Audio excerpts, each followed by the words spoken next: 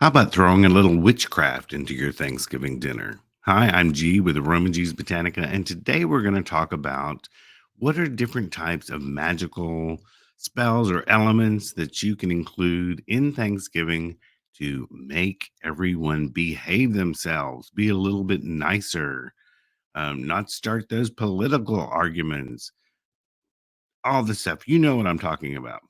So, here's some things you can do magically to help everyone get along a little bit better. Now, of course, this time of year when we're cooking, we're using, let's face it, a lot of sugar. So, sugar spells and honey spells used in food with the intention of making everyone sweeter. You have to use the intention, remember. You have to actually put that energy into it when you're cooking, when you're baking, when you're I don't know, making sweet tea or something, you can use sugar. One thing you can do is take your guest list, take everyone's name. This is a couple of days before you're going to cook. And you actually take everyone's name and put it down in a sugar jar or, your sugar, whatever you use. Maybe if you don't have like a sugar bowl, we do for the coffee and everything. Put it down in the bag of sugar. Make sure you can get a hold of it again. But do it for a couple of days before then with everyone's name on who's going to be there.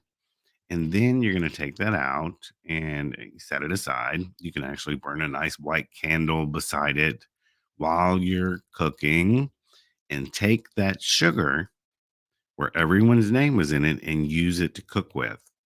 Now, you can use it, like I said, to make sweet tea, or you could use it as an ingredient in something. And maybe you're not baking, maybe you're not using anything with sugar.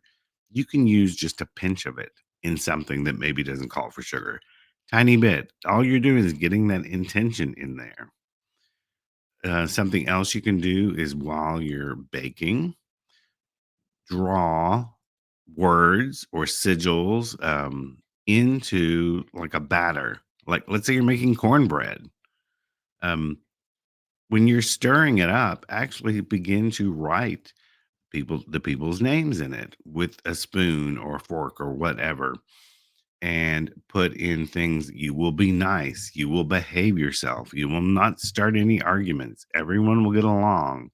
And you can choose these keywords too. You don't have to sit there and write entire sentences, but you can just put nice, good, um, behave, things like that. Another thing you could do is actually well, there's something we carry at aromaG's. It's called Happy Home Oil. Let's see if I can get this to focus. And you can actually take this anointing oil, and what you would do was you would open it up and just get a little bit on your fingers, and you would go around the house and anoint all the door frames and window frames at their corners, top and bottom, and at the front door where everyone's going to come in, or the back, whatever you use as the front door. Sweep it across the threshold. You may even put it on the welcome mat. So that's something else, just trying to put the energy. And of course, while you're doing this, you're praying or you're chanting, you're reciting whatever your religion or path calls you to do, is you're putting these good intentions, these nice intentions, these I'm going to behave intentions into the sugar or the batter or while you're anointing the house. So that's something else. You've got to put that intention in there. If someone is really, really a problem, you may do a specific little ritual just on them. Take their picture. You may get some commanding oil or do as I say oil, and write that bad behavior they're known for on the back of their picture and then fold it away from you. And then set it down and burn a black candle beside it. You can use things even like banished negativity oil, just so they will behave for that day. You're not trying to completely control someone for the rest of their life. You're trying to make them behave that day. And of course, then there's always the old thing. We always talk about honey jars to bring someone to you or to make them love you, to make them sweeter. You can do one just for the family, just for that day.